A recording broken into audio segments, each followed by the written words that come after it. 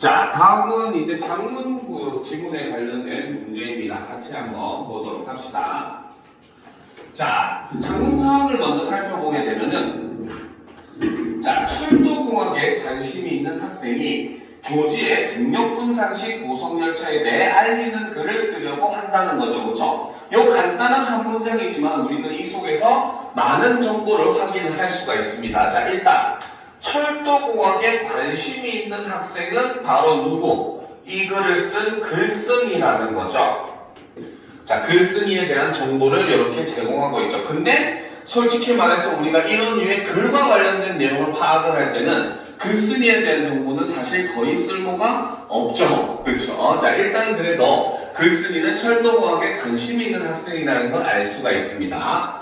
자, 두 번째, 이 학생이 글을 싣는 곳이 바로 어디다? 교지라고 설명을 하고 있죠. 일단 이것은 바로 뭐다? 글을 쓰는 일종의 전달 매체라고 볼 수가 있다는 거죠. 그런데 중요한 거는 사실 이 교지라고 하는 전달 매체를 통해 전달한다는 내용보다는 이 교지라고 하는 것은 결국은 바로 뭐다? 그 학교에 다니는 학생들을 대상으로 발행하는 일종의 뭡니까? 책이나 신문 같은 그런 기능을 하는 것이라고 볼 수 있겠잖아요. 그렇죠? 그러면 교지에 실른다는 것은 바로 무엇을 의미한다?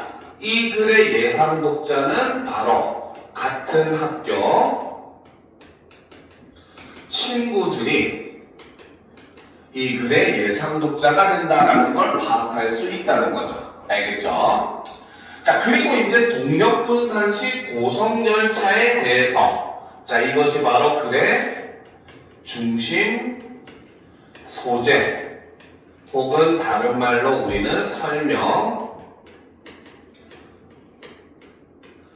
대상이라는 것을 알 수 있다는 것이고, 자, 이것에 대해서 어떻게 알리는 글을 쓰고자 한다. 이것이 바로 글을 쓴 목적이 된다는 거죠. 이거는 다른 말로 정보 전달을 위한 글을 쓴다는 것이고, 정보 전달을 위한 글을 쓴다는 것은 결과적으로 바로 뭐다? 설명하는 글, 즉 설명문을 쓰겠다라고 하는 것을 우리가 이 한 줄의 문장에서 알 수 있는 여러 가지 정보들이라고 볼 수 있다는 거죠. 알겠습니까?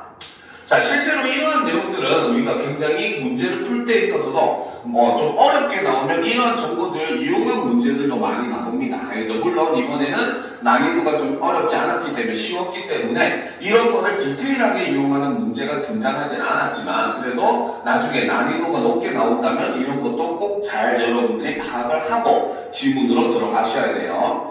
자, 그럼 이제 내용을 한번 살펴보도록 합시다. 컴퓨터로 에너지. 자, 봅시다. 자, 고속열차를 이용하는 사람들이 꾸준히 늘고 있는 가운데 새로운 구동기술을 적용한 고속열차가 주목받고 있다.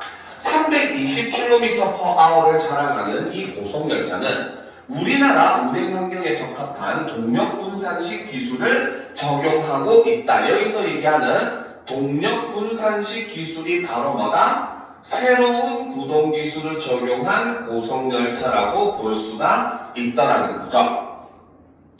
자, 기존 기술이 적용된 동력집중식 고속열차와 왜 그래? 자, 고속열차와 비교하여 동력분산식 고속열차에 대해서 알아보자. 자, 지금부터 이것에 대해서 알아보자 라는 거죠. 자, 여기서는 바로 설명 대상을 소개를 하는 방식을 통해서 앞으로 이어질 내용을 제시하는 모습을 볼 수 있고, 그 방법은 바로 뭐다? 동력 집중식 고속열차와 비교하는 방식을 사용하겠다라고 해서 글의 전개 방식도 이렇게 제시하는 모습을 볼 수가 있더라는 거죠. 알겠습니까?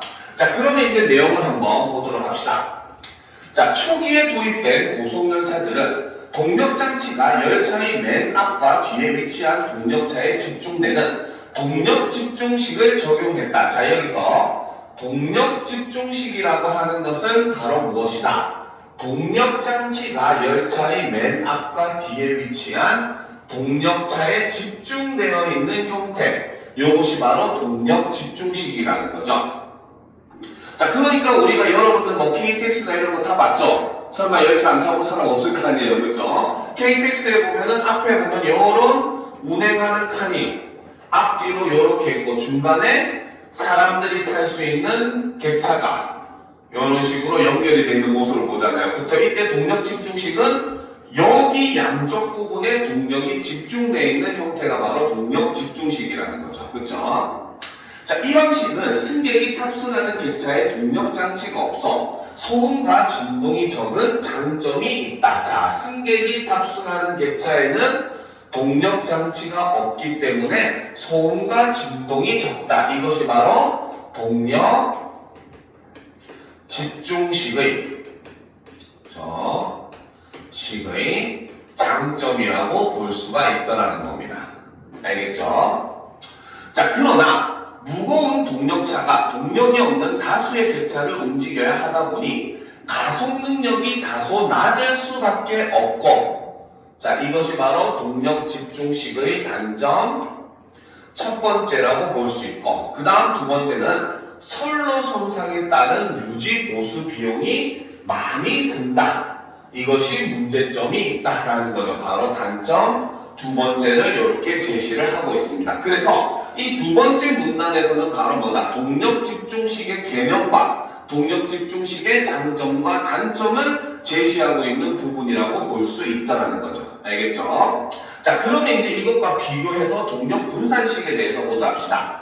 이를 해결하기 위해, 자, 이를 해결하기 위해서라고 하는 것은 바로 무슨 의미다? 바로 동력 분산식은, 그렇죠? 식은 바로 무엇이다? 동력 집중식의 단점을 보완하는 그러한 수단으로서 등장한 것이 바로 동력 분산식이다라고 볼 수 있다는 거죠. 그렇죠? 그래서 이를 해결하기 위해 적용한 기술이 동력 분산식이다.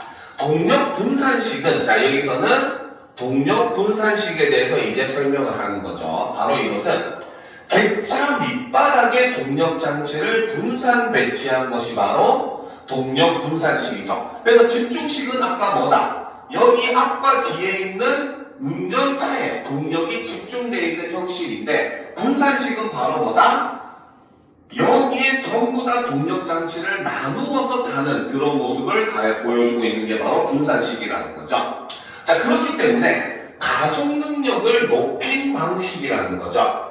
자, 밑줄로 높인 방식이라는 겁니다. 자, 그렇기 때문에 이는 국내 고속열차 운행 환경에서 장점으로 작용한다. 그 말은 이제부터 동력 분산식의 장점에 대해서 설명을 하겠다는 거죠. 자, 그러면 좀 지우고 보도록 합시다. 자, 고속열차의 운영면에서도 동력 분산식이 지닌 장점은 분명하다. 전체 열차 중량이 각 객차에 고르게 분산되어 선로 손상이 상대적으로 적고, 자, 이것이 바로 동력 분산식의 장점 첫 번째라고 볼 수가 있겠죠. 그래서 선로 손상이 상대적으로 적다는 거죠. 자, 그 다음 두 번째, 동일 편성 기준으로 좌석수가 많아져서 운송 효율성이 향상이 된다. 즉, 같은 칸의 열차를 운행을 하더라도 동력 분산식의 좌석수가 훨씬 많다는 겁니다. 알겠습니까? 자, 그런데 동력 분산식 고속열차는 객차 바로 아래에 동력기관이 있기 때문에 구동 시 발생하는 소음과 진동이 승객에게 전해져 승객들의 불편함이 컸다. 이것이 바로 동력 분산식의 단점, 문제점이라고 볼 수 있다는 거죠. 자, 그러나 발전된 기술을 적용해 소음과 진동을 감소시켜 동력 분산식의 단점을 줄이고 있다. 그런데 이 글에서는 뭐다? 발전된 기술을 적용했다고만 했지 어떤 기술인지는 제시를 하지 않고 있습니다. 알겠습니까? 자, 그러니까 쉽게 생각을 하면 동력 집중식은 얘가 전체가 예를 들어서 10톤이라고 얘기를 하면은 여기와 여기가 거의 합쳐가지고 4톤 요런 느낌인 거죠. 그리고 나머지가 이제 뭐 500kg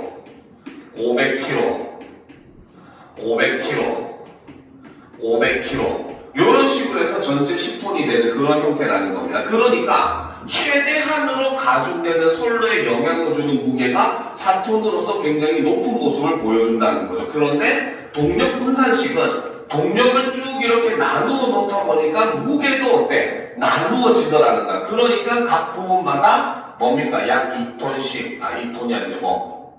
여기가 2톤.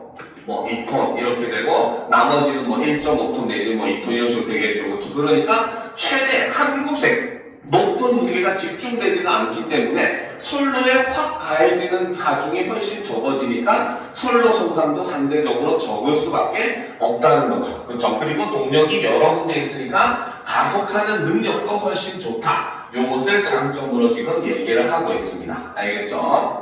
자, 그러면 이제 문제를 한번 우리가 보도록 합시다.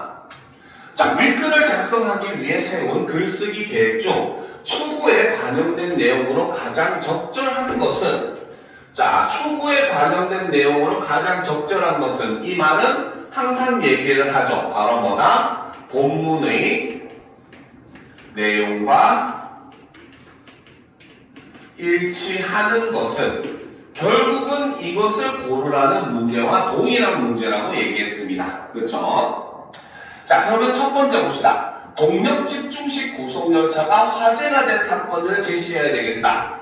자, 이 글 자체가 동력 분산식 고속열차를 설명하기 위해서 쓴 글이었고, 그리고 동력 분산식이든 집중식이든 이것이 화제가 된 사건 자체가 이미 제시되지가 않았죠. 그렇죠? 그렇기 때문에 1번은 틀렸다고 볼 수가 있습니다. 2번, 동력 집중식 고속열차의 장단점을 대조해서 제시해야겠다. 이게 정답이 된다는 거죠. 그렇죠? 그래서 이 글은 바로 뭐다? 정확하게는 동력 집중식과 동력 분산식의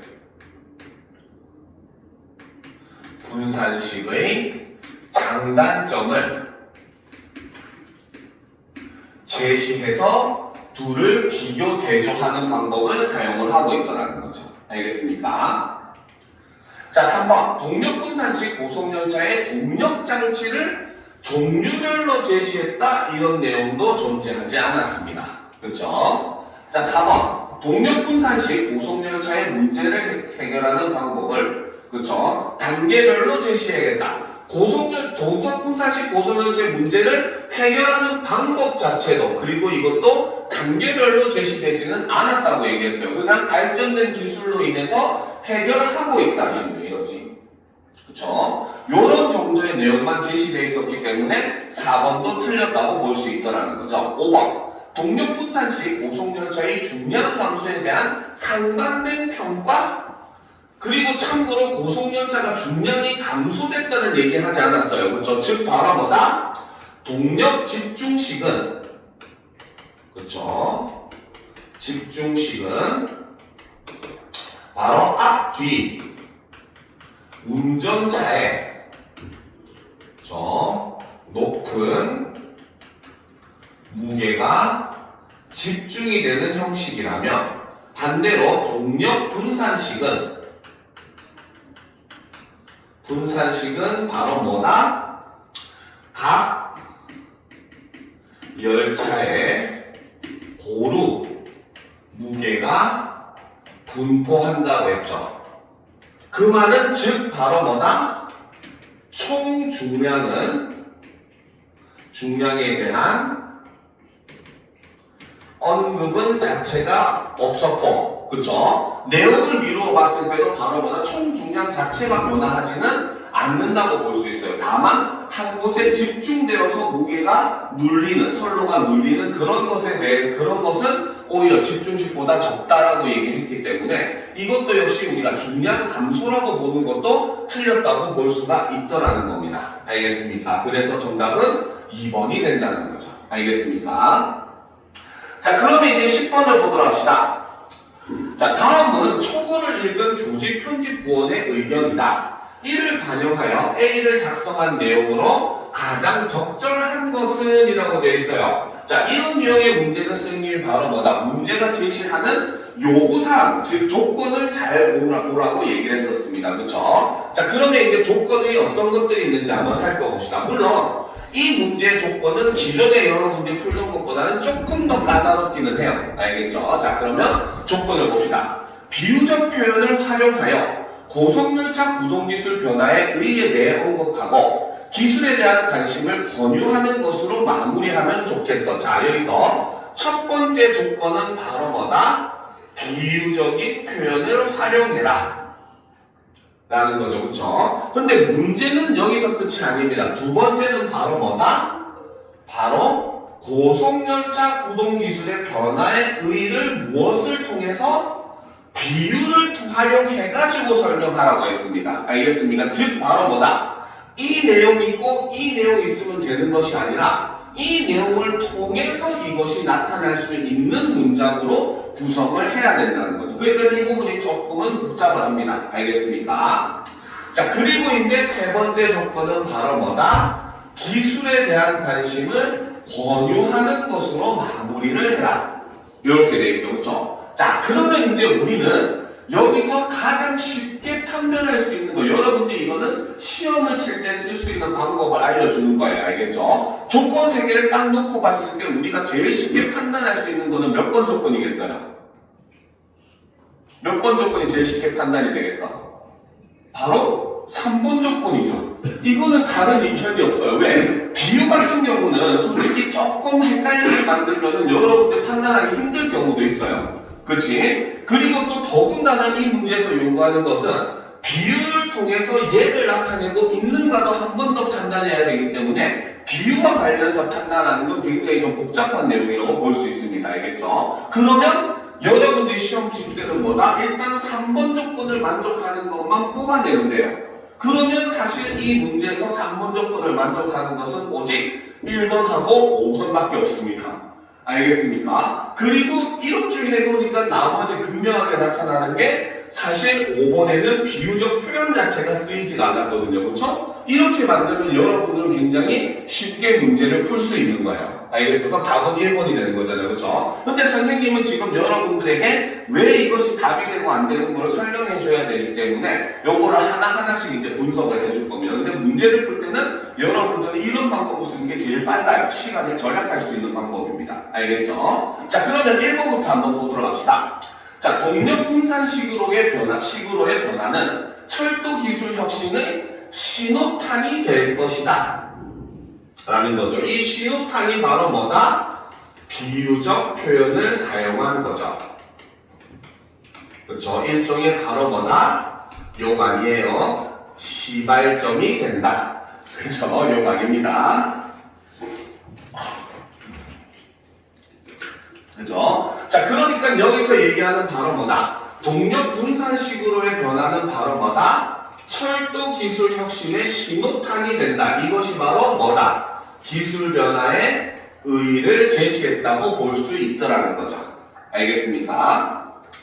자, 우리나라에 적합한 고속열차 신기술에 관심을 가져보는 것이 어떨까? 그렇죠? 마지막에 지금 사람들의 관심을 권유하는 내용도 존재를 하고 있죠. 그렇죠? 그러니까 정답은 1번이 된다는 거죠. 알겠습니까? 자, 2번도 한번 보도록 합시다. 동력 분산식 고속열차가 대동맥처럼 국도를 연결하고 있다. 자, 여기서는 대동맥처럼 뭐뭐처럼 뭐뭐 있냐 뭐뭐듯이 뭐뭐 같이 무슨 법? 무슨 법? 그치, 지규법이죠. 그렇죠? 여기서는 비유적 표현을 사용을 하고 있는 모습을 보여줍니다. 그런데 중요한 거는 동력 분산식 고속열차가 대동맥처럼 국토를 연결하는 것이 구동기술 변화의 의의라고 볼 수 있어요? 이거는 그냥 열차가 우리나라 곳곳에 가고 있다 이런 의미잖아요. 그렇죠? 그렇기 때문에 일단 여기에서는 바로 뭐다? 기술 변화의 의의 자체가 제시되어 있지 않다고 봐야 돼요. 사실 여기서는 동력 분산식 대신에 집중식을 넣어도 상관이 없는 문장입니다. 이 문장은. 그죠? 그죠? 열차가 그냥 우리나라의 곳곳을 핏줄처럼 연결하고 있다 이런 의미니까요. 알겠습니까? 더더군다나 뒤쪽을 보면은 지속적으로 발전하는 철도공학 기술이 우리나라를 넘어 세계 표준으로 자리 잡기를 희망한다. 자, 여기에서도 역시 바로 뭐다? 관심을 권유하는 내용도 존재하지 않죠. 이 내용은 바로 뭐다? 철도 기술의 발전에 대한, 그렇죠? 대한 소망을 혹은 기원을 이렇게 담고 있는 거지 권유하고 있는 내용은 아니라는 겁니다. 알겠습니까? 그러니까 3번만 놓고 봤을 때 2번은 벌써 떨어질 수밖에 없는 거죠. 그렇죠? 자, 3번. 동력분산식으로의 변화는 우리나라 고속열차의 새로운 심장 역할을 할 것이다. 자, 심장 역할을 한다는 것에서 비유적 표현이 사용이 되었고, 그렇죠? 그 다음 동력분산식으로의 변화가 우리나라 고속열차의 새로운 심장 역할을 한다라고 얘기를 함으로써 의의를 밝혔다고 볼 수도 있습니다. 알겠습니까? 그런데 봅시다. 동력분산식 고속열차를 애용하여 국내 관광 활성화에 적극적으로 동참하자 얘는 관심을 권유하는 내용이 아니죠. 이거는 바로 뭐다? 이용을 권유하는 내용이죠. 이용의 권유와 관심의 권유는 다릅니다. 알겠습니까? 이해가 되죠? 그렇죠? 많이 이용하자는 거지 여기에 관심을 가지자는 내용이 아니라는 겁니다. 자, 4번. 동력분산식으로의 변화는 우리의 삶을 180도 바꾸어 놓았다. 자, 여기서는 의의는 제시되어 있다고 볼 수가 있어요. 근데 무엇이 없다? 비유적 표현이 사용되지가 않았죠. 그죠? 자, 그리고 경제적 효과가 큰 동력분산식 고속열차 이용을 통해 에너지 절약에 동참해보는 것은 어떨까? 여기서도 역시 바로 뭐다?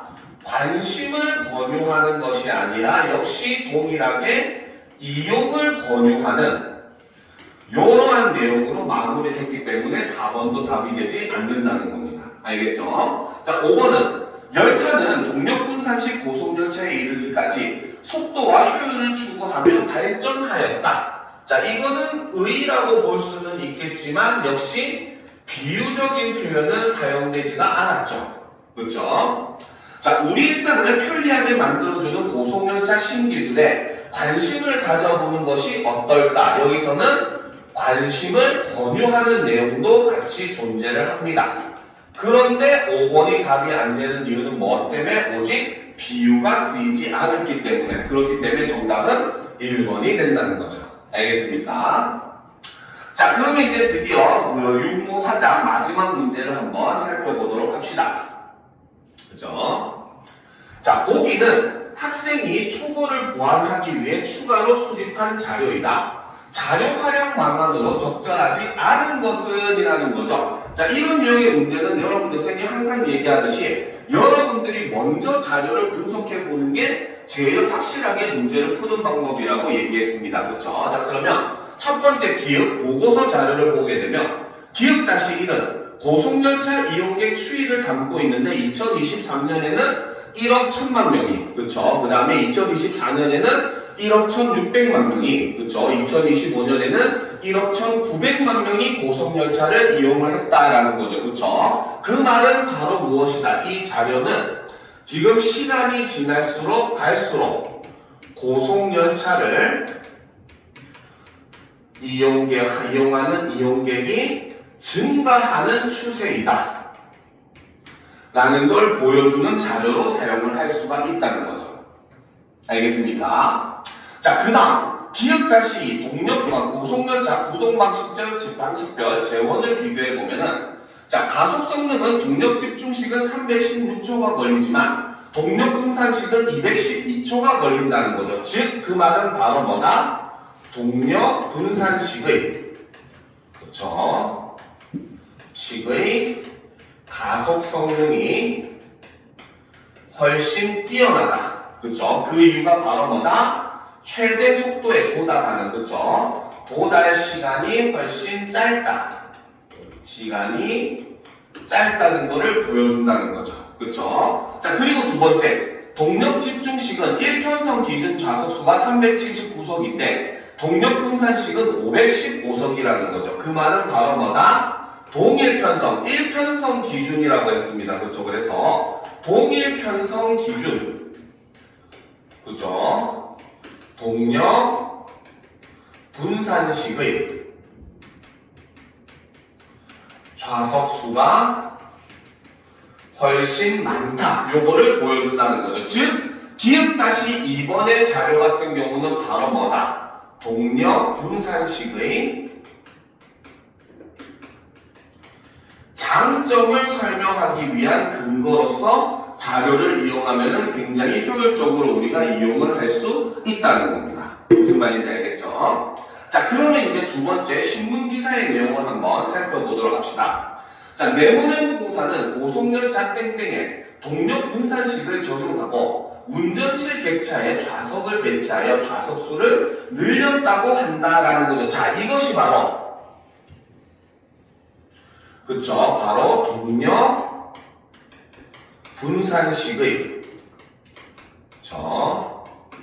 좌석수가 많은 이유라고 볼 수 있다는 거죠. 그쵸? 그러니까 바로 이 첫 번째 문장 바로 뭐다? 이 동력 집중식에는 운전실은 동력만 있었기 때문에 객차를 넣을 수가 없었다는 거죠. 그렇죠? 그런데 동력 분산식은 각 객차의 아래에다가 동력들을 분산해서 넣으니까 여기가 텅 비게 되고, 그래서 원래는 이 운전실 객차에 해당하는 요 부분에 좌석을 더 추가로 놓을 수 있게 되었기 때문에 좌석수가 증가했다라고 본다는 거죠. 그렇죠? 그러니까 이 신문기사의 요 첫 번째 문장은 바로 뭐다? 동력 분산식의 그렇죠?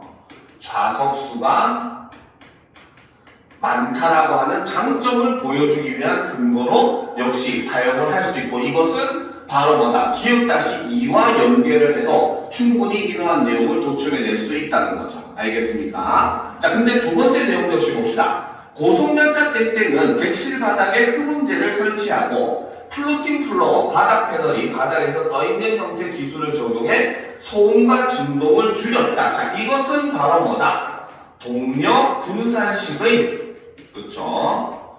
분산식의 단점을 보완하는 그러한 기술을 지금 이 신문기사에서 소개를 해주고 있다는 거죠. 그러면 우리가 아까 앞에서 학생이 쓴 초거에서 마지막 부분에 아쉬웠던 게 바로 뭐였어요? 동력 분산식이 여러 기술을 통해서 그 단점을 보완하고 있다 이런 내용만 있었지 어떤 기술이 있는지에 대한 내용이 없었잖아요. 그렇죠? 그러면 이 신문기사의 내용을 활용을 하면 그 부분보다 알차게 우리가 보강을 할 수 있다라고 생각이 된다는 거죠. 알겠습니까? 자, 그럼 이제 그 다음 마지막 학술지 논문을 보도록 합시다. 자, 우리나라와 같이 역간 거리가 짧아 정차 횟수가 많은 철도 노선 운영에는 고속열차의 가속 성능이 중요하다라는 거죠. 자, 그것은 바로 뭐 때문에? 역간 거리가 짧아서 정차 횟수가 많은 철도 노선 운영에서는 바로 뭐다? 고속열차의 가속 성능이 중요하다는 거죠. 그 말은 다른 말로 얘기하면 바로 뭐다? 동력 분산식이 그렇죠? 이게 우리나라 사정에 더 적합하다. 이런 의미로 볼 수 있고, 그 근거를 이 학술지 논문을 통해서 우리가 제시를 할 수 있다는 거죠. 알겠습니까? 자, 또한 고속열차 주행이 선로에 미치는 영향도 중요한데, 동력객차의 축중, 동력차의 바퀴가 선로를 누르는 중량을 분산시켜 최대 축중이 가벼운 동력 분산식은 최대 축중이 무거운 동력 집중식과 비교할 때 고속열차 주행이 선로에 미치는 영향이 적다. 그렇죠? 이것도 역시 동력 분산식의 장점을 설명할 때 그 근거로 사용할 수 있는 내용이라고 볼 수 있고, 그 근거는 바로 뭐다? 동력 분산식이 선로에 미치는 영향이 훨씬 적다라는 것에 대한 근거로 사용을 할 수 있다는 거죠. 그렇죠? 자, 그러면 이러한 내용을 바탕으로 이제 우리가 분석을 다 했으니 선지를 한번 살펴보도록 합시다. 자, 자, 기획-1을 활용하여 2023년부터 2025년까지 연도별 고속열차 이용객 수를 고속열차 이용객의 증가에 관한 구체적인 수치로 1문단에 보강한다. 이러한 내용은 맞다고 볼 수 있겠죠. 그죠? 자, 그런데 여러분들 내신할 때는 조심할 점이 바로 뭐냐면 요 내용은 다 맞고 요 문단 내용을 고쳐가지고 여러분들을 헷갈리게 할 수 있어요. 알겠죠? 그럴 때는 문단 내용도 사실 확인을 해 보셔야 되는 겁니다. 알겠습니까? 진짜 이 내용이 1문단의 내용과 맞는지 확인도 해 보셔야 돼요. 자, 2번. 니은을 활용하여 동력 분산식 고속열차에 흡음재를 설치하고 플로팅 플로우 기술을 적용했다는 내용을 동력 분산식의 단점인 소음과 진동을 줄인 기술의 예시로 5문단에 추가한다. 역시 맞다고 볼 수가 있겠죠. 그렇죠? 자, 3번. 디귿을 활용하여 동력 집중식 고속열차의 최대 축중이 무거워 열차 주행 중 선로에 미치는 영향이 크다는 내용을 선로 유지 보수 비용이 많이 발생한다는 근거로 이 문단에 보강한다. 역시 여기서는 동력 집중식의 장단점을 설명해 놓은 부분이기 때문에 이곳에 넣는 것이 맞다고 볼 수 있다는 거죠. 그렇죠? 자, 4번. 기획-2와 니은을 활용하여 동력 분산식 고속열차의 운전 시 객차 좌석 배치로 1편성 기준 100석 이상 좌석이 늘어났다는 내용을 편성 증가로 인해 운송 효율성이 높아진 근거로 4문단에 추가한다. 여기서 틀린 것은 편성이 증가된 건 아니라는 거죠. 알겠습니까? 얘는 바로 뭐다? 동일 편성 기준 좌석수 증가라고 봐야 된다는 거죠. 그래서 이거는 동일 편성 기준 좌석수 증가. 그리고 그 이유는 바로 뭐 때문에? 운전석에도 좌석을 배치할 수 있었기 때문이라는 거죠. 알겠습니까? 그렇기 때문에 정답은 4번이 된다는 거죠. 편성이 증가했다는 거는 중간에 끼워 넣는 열차 칸의 개수를 늘렸다는 소리예요. 알겠죠? 이렇게 늘리면 집중식도 똑같이 늘릴 수 있을 거 아니야. 그렇지? 그렇기 때문에 집중식과 분산식의 차이를 얘기할 때는 동일 편성을 기준으로 얘기했다. 아까 표에서도 1편성 기준이라고 되어 있었습니다. 그렇죠? 그렇기 때문에 동일 편성 기준의 좌석수가 증가한다는 내용으로 해야지 맞는 말이 된다는 거죠. 자, 5번. 기획-2와 디귿을 활용해서 정차 횟수가 많을 때 동력 분산식의 가속 성능이 동력 집중식보다 유리하다는 내용을 국내 고속열차 운행 환경에 동력 분산식이 더 적합하는가는 근거로 3문단에 보강한다. 역시 맞는 내용이라고 볼 수 있다는 겁니다. 알겠습니까? 자, 이렇게 해서 우리가 바로 이번 6월 모의고사 합법과 작문 부분에 대한 풀이를 마무리를 했어요. 알겠습니까? 자, 그런데 지금 남아있는 게 이제 6월 모의고사 독서거든요. 그렇죠? 그런데 이 주제 통합은 아마 지금 남은 시간 동안 하기에는 시간이 좀 부족할 겁니다. 알겠죠? 그러니까 일단 요거는 다음 시간에 분석을 하기로 하고 이번 시간에는 바로 그 다음 지문인 그 사회문화 지문, 그렇죠? 바로 온라인 정보 비대칭 상황과 사상의 자유시장 이론, 요것에 대해서 함께 분석을 하고 오늘 수업을 마무리를 하도록 할 겁니다. 알겠습니까? 자, 옆에다가는 여러분들 정리하는 거 필기할 수 있도록 빈칸도 다 마련해 놨으니까 함께 같이 정리를 하면서 우리가 지문을 살펴보도록 합시다. 알겠죠? 자, 그러면 처음부터 한번 보도록 합시다. 자, 완전 경쟁 시장의 경제 주체는 완전한 거래 정보를 갖는다고 가정되지만, 즉 바로 뭐다? 여기서 얘기하는 완전 경쟁 시장이라고 하는 것은, 자, 이때의 경제 주체는 어떻더라? 완전한 거래를 갖는다고 가정이 된다는 거죠. 그 말은 다른 말로 얘기하면 완전 경쟁 시장이라고 하는 것은 바로 뭐다? 일종의 이론적으로 존재하는 시장이라는 거죠. 얘는 현실에는 있을 수가 없다 라는 겁니다. 알겠죠? 실제로 완전 경쟁 시장에 대한 예전에 모의고사 다른 질문들이 있었어요. 알겠죠? 거기서도 보면은 그 정보와 관련된 내용이었는데 완전 경쟁 시장의 그 주체들은 모든 사람이 동일한 정보를 갖고 있다. 이렇게 얘기를 합니다. 알겠죠? 그러니까 어떠한 정보도 바로 뭐다? 비대칭이 일어나지 않는 시장. 이것을 완전 경쟁 시장이라고 얘기를 했었거든요. 그렇기 때문에 이러한 그 시장은 현실에서는 있을 수 없다는 거죠. 자, 그런데 봅시다. 현실의 경제 주체는 정보 획득을 위한 투입 비용의 차이에 따라 취득 정보의 양과 질에서 차이가 발생하는 정보 비대칭 상황에 처한다. 반면에 현실에서는 어때요? 경제 주체가 정보 획득을 위한 투입 비용의 차이에 따라서 취득 정보의 양과 질에서 차이가 발생하는 정보 비대칭 상황에 놓일 수밖에 없다는 겁니다. 알겠습니까? 자, 실제로 우리가 그쵸? 자, 하다못해 요즘 많이 인기를 끌고 있는 OTT나 이런 것들만 봐도 생각을 해봐도 이런 부분을 이해를 할 수 있겠죠. 그쵸? 실제로 OTT를 보려면 어떻게 해야 돼요? 돈을 내고 구독을 해야 됩니다. 알겠습니까? 그러면 반면에 돈이 없다든지 혹은 거기에 돈을 쓸 수 없다든지 혹은 거기에 관심이 없어가지고 OTT를 돈을 내고 구독하지 않으면은 어때요? 그 OTT의 내용을 볼 수가 없다는 거죠. 알겠습니까? 그렇기 때문에 바로 뭐다? OTT를 돈을 내고 구독한 사람과 구독하지 않은 사람 사이에도 이미 볼 수 있는 드라마나 영화나 이런 것들에 대한 차이가 생긴다는 거죠. 그렇죠? 근데 그것은 비단 이것뿐만이 아니라는 거죠. 우리가 요즘은 신문사나 이런 것도 구독을 해서 보는 경우도 굉장히 많거든요. 이런 것도 마찬가지. 그 외에 주식시장에서도 여러 가지 정보, 일종의 찌라시라고 얘기하죠. 이런 것들 정보도 역시 마찬가지 그들 사이에서 돈이 있는 사람들끼리 공유하는 이런 모습을 본다는 거죠. 그렇기 때문에 현실 사회에서는 바로 이 정보 비대칭 상황이라고 하는 것이 굉장히 이제 큰 문제로서 작용을 한다는 거죠.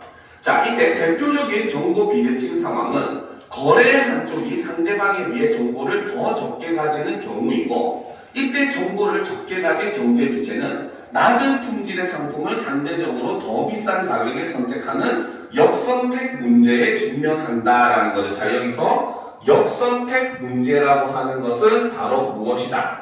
바로 정보를 적게 가진 경제 주체는 낮은 품질의 상품을 상대적으로 더 비싼 가격에 선택을 하게 된다는 겁니다.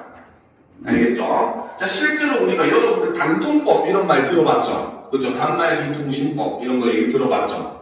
안 들어봤어요? 심각한데 이거 세상에 너무 관심이 없는 것들 아닙니까?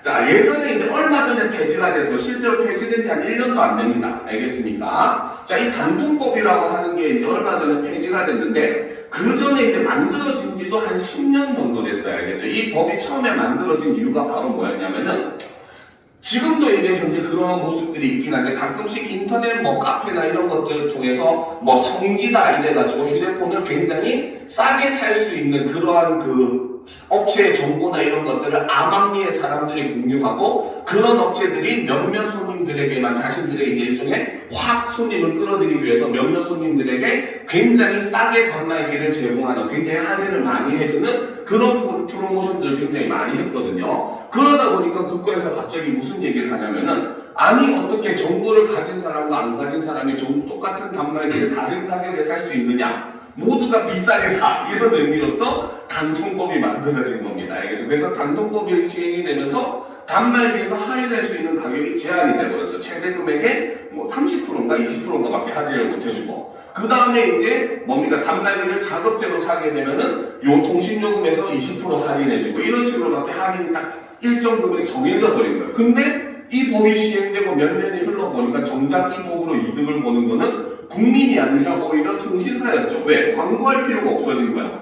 어차피 할인하는데 이런 건 비용이 똑같이 들어가니까. 알겠죠? 그래가지고 오히려 국민들이 그거에 대해서 반대를 하고 결과적으로 작년인가에 결국 그게 폐지가 되게 됩니다. 알겠죠? 그러니까 바로 이 전화기 하나를 똑같은 전화기 아이폰을 사든 갤럭시를 사든 똑같은 전화기 하나를 사는데도 정보를 많이 가진 사람은 보다 싸게 사고 정보가 없는 사람은 보다 비싸게 사는 상황이 발생을 하게 되고, 그것이 바로 정보를 적게 가진 경제 주체가 똑같은 물건을 비싸게 산다든지 혹은 오히려 질이 낮은 물건을 같은 가격에 혹은 더 비싸게 산다든지 하는 이런 역선택 문제가 발생을 하게 된다는 거죠. 알겠죠? 자, 정보 비대칭 상황을 해소하기 위해 정부는 법에 근거하여 시장에 개입한다. 예컨대 정부는 합리적 소비에 필요한 성분이나 효능 등의 정보를 소비자에게 제공할 것을 공급자에게 강제한다. 그러니까 우리가 음식을 같은 거 살 때 보면 항상 뒤에 뭡니까? 함유 그 원료명부터 해가지고 뭐 이런 것들 쭉 정보가 적혀 있잖아요. 영양소는 뭐가 들어있고 지방은 얼마가 들어있고 이런 것들 적혀 있잖아요. 그렇죠? 그것이 바로 이 문제 때문에 일어난 일이라는 거죠. 그렇죠? 일단 요 첫 번째 문단을 한번 정리를 해보도록 합시다. 알겠죠? 자, 여기서 핵심적으로 얘기하는 것은 바로 뭐다? 정보 비대칭 상황이라는 거죠. 그렇죠? 자, 일단 먼저 개념은 그렇죠? 자, 바로 뭐다? 바로 경제 주체가 그렇죠? 정보 획득을 위해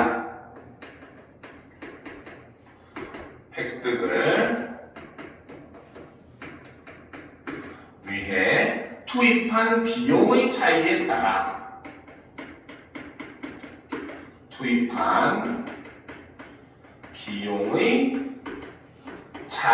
따라 그렇죠? 취득 정보의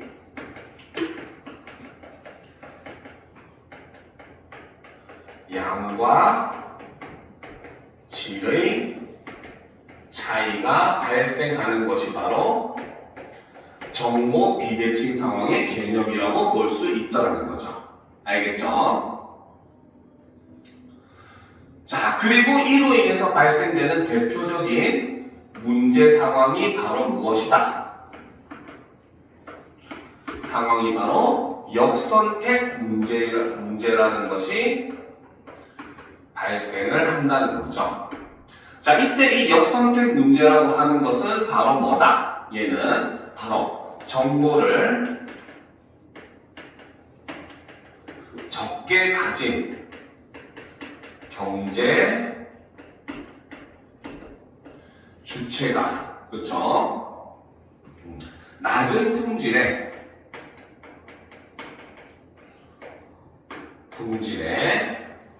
상품을 상대적으로 더 비싼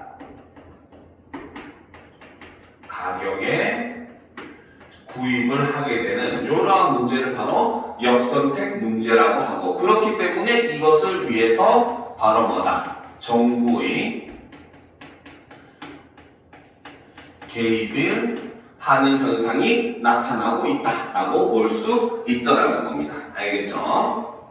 자, 그리고 이 개입을 하는 것은 바로 뭐다? 법에 근거한다. 그 말은 이렇게 개입을 하는 것이 합법적인 것이다 라고 우리가 해석을 할 수 있더라는 겁니다. 알겠죠? 자, 그러면 이제 다음 문단의 내용을 한번 살펴보도록 합시다. 자, 정보 비대칭 문제는 온라인 상거래에서도 발생한다. 자, 그래서 정보 비대칭 문제가 비단 현실에서 거래 문제뿐만 아니라 온라인 거래에서도 발생을 한다는 거죠. 자, 생성형 인공지능이 활용되면서 이용자가 정보의 진위나 의도, 편향 등의 여부를 알기 어려운 허위 과장 광고가 증가하고 있다. 이에 정부는 관련 법률 조항을 통해 인공지능을 활용한 제품 또는 서비스를 제공하는 사업자에게 생성형 인공지능 사용 여부를 표시하도록 하는 생성물 표시 의무를 강제하였다. 최근에 이런 모습이 드러나죠. 그래서 유튜브나 이런데 AI를 통해서 이제 영상을 만들 경우는 항상 AI 생성물이라는 표시를 하게 되어 있습니다. 알겠습니까? 자, 하지만 광고성 정보를 제작하여 게시한 정보 제공자와 광고성 정보가 유통되는 플랫폼 사업자에게도 그와 같은 의무를 부과해야 한다는 주장이 제기되고 있다. 그 말은 바로 뭐다? 이전의 정부는 바로 뭐다? 뭡니까? 서비스를 제공하는 사업자나, 그쵸? 인공지능을 활용한 제품에만, 그쵸? 이 표시를 하게 했었다는 거죠. 그죠? 그러니까 이제 한계가 있어가지고 어떻게? 플랫폼 사업자에게도 같은 의무를 부과해야 한다라는 주장이 제기가 되었다는 겁니다. 알겠죠? 자, 이렇듯 온라인 정보 비대칭 상황에 대한 정부 개입에 관하여 엇갈리는 주장이 대두되고 있다. 이 외에도 사회적, 정치적 견해 표명에 대한 정부 개입 요구를 두고도 구분되는 입장이 제시되고 있다라는 거죠. 자, 그러면 이제 그 세 번째, 그쵸? 자, 바로 온라인 상거래에서의 정보 비대칭을 여기에서 제시를 하고 있다는 거죠. 그쵸? 자, 그래서 최근에 최근 경향을 보게 되면은 바로 생성형 인공지능을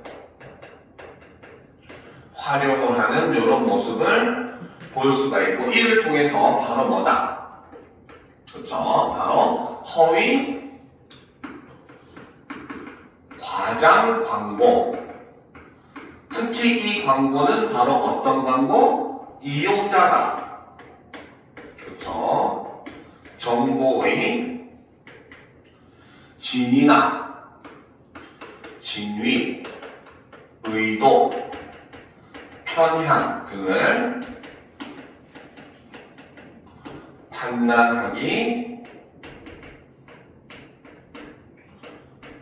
어려운 이러한 광고가 광고가 증가하는 이런 모습을 볼 수가 있더라는 거죠. 알겠죠? 자, 그래서 이제 이 문제를 해결하기 위한 정부가 개입을 하게 됩니다. 바로 어떤 개입? 그렇죠? 바로 인공지능 활용 제품이나 그 다음에 서비스에는 무엇이다? 인공지능 사용 여부를 표시하도록 지능 사용 여부를 반드시 표시해야 된다는 법률을 마련을 했다는 거죠. 그래서 표시 의무를 강제를 했다고 본다는 거죠. 그렇죠? 그런데 이거에 대해서 그렇죠? 세 번째 그렇죠? 자, 다른 의견을 살펴보면 다른 의견은 바로 뭐다? 플랫폼 사업자에게도 플랫폼 사업자는 쉽게 생각하면 유튜브, 틱톡 이런 개념이라고 볼 수 있겠죠. 이런 회사라고 볼 수 있겠죠. 그래서 플랫폼 사업자에게도 동일한 의무를 부과해야 된다. 왜? 사람들이 이렇게 반드시 하게 돼 있지만 뭡니까? 반드시 하게 돼 있다는 것은 사실 안 하는 사람도 굉장히 많이 있다는 말이 된다는 겁니다. 그렇죠? 그러니까 법을 어기는 사람들이 존재하고, 그리고 그 사람들이 또 전부 다 국내에 있지 않죠. 유튜브나든지 틱톡 같은 경우는 이쪽에 초국가적 기업이잖아요. 그렇죠? 그러다 보니까 어때요? 그런 사람들 일일이 다 규제할 수 없으니까 어떻게 아예 플랫폼 사업자에게 이 의무를 부과해가지고 그들이 하도록 만들어야 된다라고 얘기를 하는 사람들이 있다는 겁니다. 자, 그러면 계속 보도록 합시다. 완전 경쟁 시장 모델을 상정하는 사상의 자유시장 이론에 따르면, 자, 사상의 자유시장 이론이라고 하는 게 존재하는데, 얘는 특징이 바로 뭐다? 완전 경쟁 시장 모델을 상정을 하더라는 거죠. 이것이 일종의 이 이론의 전제라는 겁니다. 근데 앞에서 얘기했듯이 완전 경쟁 시장 모델은 현실에는 존재하지 않는 모델이죠. 그렇죠? 자, 계속 보도록 합시다. 자, 따르면 어떤 표현의 진위나 가치 여부는 다양한 의견 간의 경쟁을 통해 결정되어야 하며 정부가 개입하면 안 된다는 것. 즉, 만드는 사람도 이것의 진위 여부를 볼 필요가 없다는 거죠. 결국 그 진위 여부는 누가 결정한다? 정보를 사용하는 사람이 결정한다. 즉, 여기서 말하는 자유시장이라고 하는 거는 여러분들이 지금까지 사회문화 지문에서 많이 봤었던 애덤 스미스의 보이지 않는 손의 이론의 온라인판이라고 생각하시면 된다는 겁니다. 알겠죠? 그러니까 정보라는 것도 일종의 뭡니까? 하나의 상품으로 볼 수가 있고, 그러니까 그 정보의 가치는 바로 뭐다? 그 정보를 소비하는 소비자들에 의해서 결정된다라고 보는 게 이제 자유시장 이론이라는 겁니다. 알겠죠? 자, 이를 근거로 미국 연방대법원은 명백하고 현존하는 위험에 해당하지 않는 표현은 기본권을 보호하고 플랫폼 시장에도 사업자의 자율 규제를 적용하고 있다. 자, 그래서 이때 미국의 연방대법원은 무엇을 따른다? 바로 사상의 자유 이론을 따르는 것이 미국이라는 거죠. 그렇기 때문에 바로 뭐다? 명백하고 현존하는 위험에 해당하지 않을 경우야. 그렇죠? 이거는 전제 조건이에요. 굉장히 뭐 엄청나게 야하다든지, 그치? 조금 되게 너무 좋아하면 안 돼. 자, 그 다음에 굉장히 뭐 IS와 같은 이런 테러리스트를 양성하고 모집한다든지, 이런 유형의 이런 것만 아니라고 한다면은 어떻게 해요? 기본적으로는 뭡니까? 그 기본권으로 표현을 보호하고 플랫폼 시장에도 사업자의 자율 규제를 적용하는 게 미국의 형태라는 거죠. 알겠습니까? 자, 우리나라 헌법재판소도 사회적, 정치적 표현의 진위나 가치 여부는 사상과 의견의 경쟁으로 해결돼야 한다는 입장을 유지하고 있다. 자, 반면에 우리나라 헌법재판소도 역시 동일한 이런 이론을 채택하고 있다라고 큰 틀에서는 이런 이론을 채택하고 있다고 볼 수 있더라는 겁니다. 알겠죠? 자, 그러면 정리를 한번 해보도록 합시다. 자, 네 번째. 자, 바로 사상의 자유시장 이론이라고 하는 게 존재하는데, 자, 이것은 바로 뭐다? 완전 경쟁 시장 모델을 상정하고 있는 이러한 이론이라는 거죠. 자, 그래서 이 사상의 자유시장 이론의 개념을 살펴보게 되면 바로 뭐다? 그렇죠? 바로 표현의 진위 혹은 가치는 바로 뭐다? 다양한 의견 간의 경쟁으로 결정이 된다는 거죠. 그러니까 우리나라도 바로 말 결국은 구독자 수가 그 뭡니까? 권력이잖아요. 그렇죠? 온라인상에서. 그렇지? 자, 그리고 이때 바로 뭐다? 핵심은 정부는 개입을 해서는 안 된다 라고 하는 것이 사상의 자유시장 이론이라는 거죠. 자, 여기에 따르는 이제 바로 사례를 보게 되면, 자, 첫 번째 미국 연방대법원도 이 사상의 자유시장 이론을 따른다는 거죠. 그렇죠? 그렇기 때문에 기본적으로 바로 뭐다? 표현은 일종의 기본권이고, 그렇기 때문에 보호되어야 되는 권리라는 거죠. 그렇죠? 그리고 바로 뭐다? 사업자의 자율 규제를 적용을 하는 이런 모습을 본다는 거죠. 그리고 이러한 것은 우리나라의 헌법재판소도 역시 비슷한 입장을 취하고 있다. 이렇게 볼 수가 있다는 겁니다. 알겠습니까? 자, 그런데 이제 보도록 합시다. 자, 사상의 자유시장 이론에 대한 비판론도 제기되었다. 그쵸?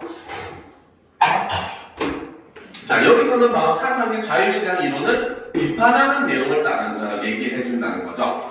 비판론에 따르면 진실한 정보는 과소 공급되고 허위 왜곡 정보가 대량 공급되는 상황에서는 다양한 의견 간의 경쟁이 이루어질 수 없다는 거죠. 여러분들도 서점에 가보면은 진짜 여러분들에게 도움이 되는 책은 몇 권 안 돼요. 대부분이 여러분들의 흥미라든지 이런 것들을 자극하기 위한 책들이 훨씬 더 많이 있죠. 인터넷도 역시 마찬가지입니다. 여러분들이 공부에 대한 정보를 찾으면 생각보다 그 말이 안 나와요. 근데 연예인에 대한 정보를 찾으면은 물 맺듯이 정보들이 나오고 있죠. 그렇죠? 그러니까 바로 뭐다? 바로 진짜 진실한 정보, 우리에게 필요한 정보는 오히려 과소 공급된다는 겁니다. 겁니다. 사람들이 자기들만 알려고 감추는 그 정보도 굉장히 많고, 그죠? 그 다음에 아는 사람들끼리만 공유하는 그런 정보도 많이 있기 때문에 진짜 그 가치 있는 정보는 굉장히 적을 수밖에 없다는 거죠. 그리고 또 허위 왜곡 정보가 시민의 사회적, 정치적, 사안 판단에 쓰이고 정책 담당자도 특정 개인이나 집단이 의도적으로 유통한 정보를 시민의 진정한 의견으로 오인할 수 있다. 그러니까 맨날